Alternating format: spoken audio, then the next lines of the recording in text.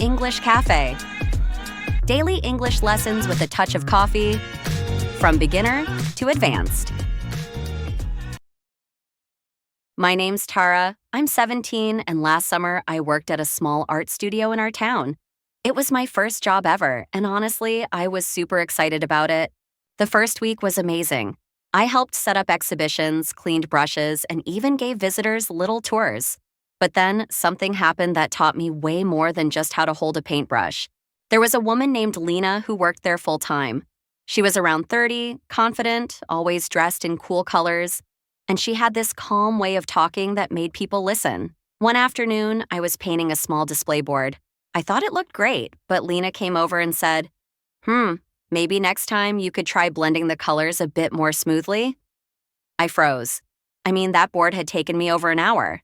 I nodded and said, okay, but inside I felt embarrassed. That night at dinner, I told my mom. She didn't like my painting. It felt like she was being mean on purpose.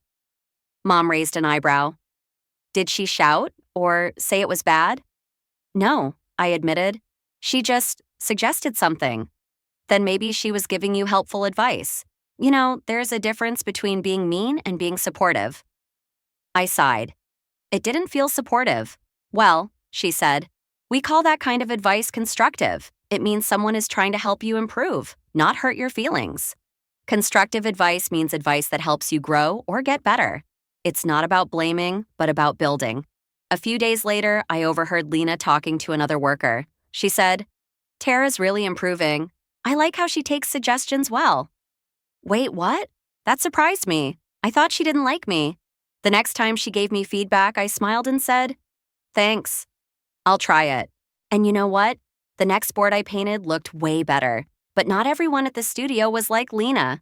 There was another person, Mark. He was also a summer helper like me. One day I told him, hey, I noticed you missed a spot on the banner. Maybe you want to double check it?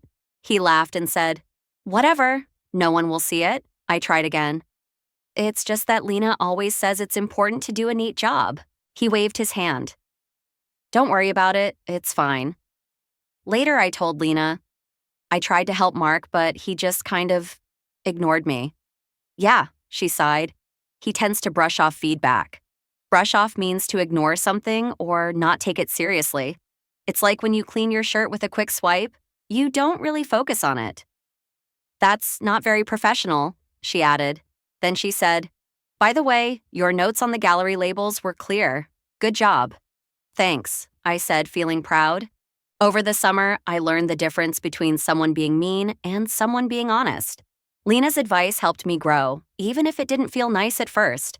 And I realized how important it is to listen, even when the truth is a little uncomfortable. Once, Lena gave me some feedback that felt a bit strong. This piece is too dark for the kids' corner, she said. It might scare them. I frowned. So, you don't like it at all? No, the style is great, just the colors. Don't take it the wrong way. It's not harsh, just honest. Harsh means very strong, too strong sometimes, like when someone yells or uses unfriendly words. Lena explained that her words weren't meant to be that way. In the end, I changed the colors, added yellows and pinks. And guess what? The kids loved it. At the end of the summer, we had a goodbye party. Lena gave me a small notebook. On the first page, she had written, feedback is a gift, not an attack. Keep growing. Now, whenever someone gives me advice, I pause and ask myself, is this helpful? If yes, I take it. I don't brush it off anymore. Enjoyed this story? Hit that subscribe button and turn on notifications so you'll be the first to catch the next episode. Quick question. What was your first ever job or responsibility? Tell me in the comments. You won't find storytelling like this anywhere else. This is English with real-life heart and hands-on words. Now let's take a closer look at the vocabulary. It's vocabulary time. Colleague. This means someone you work with. I had lunch with my colleague today. Maybe at your job or school project. That person beside you? Yep, that's your colleague. Criticism. It's when someone points out what's wrong or could be better. Her criticism helped me do better. Sometimes it's hard to hear, but it can actually help you grow. Constructive. This is the kind of advice that helps, not hurts. Dad gave me constructive advice on my school project. Think of it as feedback that makes things better, like helpful tips. Harsh. This means something is a bit too strong or unkind. The teacher's words sounded harsh, but he wanted to help. Have you ever felt someone was a little too blunt? That's being harsh. Brush off. This is when someone ignores something or doesn't take it seriously. He brushed off my idea and didn't even listen. We all know that feeling, right? When someone just shrugs and moves on. Now, let's imagine different situations for each word. Try to picture them, and if you like, think of your own examples too. Colleague. At school, imagine you're working on a group project. You turn to your colleague and say, "Hey, what do you think of this idea?" On a trip, maybe your colleague calls you to remind you about an important email. Work never really takes a break. At home, you check your messages and see one from your colleague about tomorrow's meeting. Hanging out with friends, you might say, "You won't believe what my colleague did today."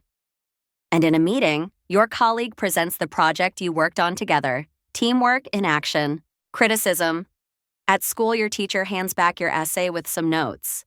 It's criticism, but meant to help. On a trip, someone says the hotel could be cleaner. That's a bit of criticism. At home, your sibling says your room's a mess. Yep, more criticism. With friends, you gently say, "Maybe sing a bit softer next time." That's friendly criticism. In a group project, your teammate says, "These slides could be clearer." Not fun to hear, but helpful. Constructive. In school, your classmate says, "Your idea's cool. Maybe just add more detail." That's constructive. On a trip, you write a review. "Nice place, but the service could improve." Helpful and polite. Constructive. At home, your parent gives advice about chores. It's not just nagging, it's constructive advice. With friends, you give tips on how to beat the game level. Helpful, totally constructive. In a club or group, a leader says, "Try this next time. It might work better." That's what we call constructive feedback. Harsh. At school, someone looks at your drawing and says, "This is bad."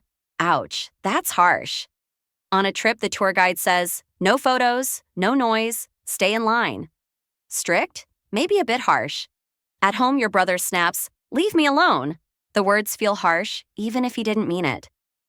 With friends, someone laughs too hard at your joke, and not in a good way. Feels harsh, right? Online, you read a comment that's really rude. That's a harsh one for sure. Brush off. In school, someone tells you to do your homework, and you just brush it off. "I'll do it later."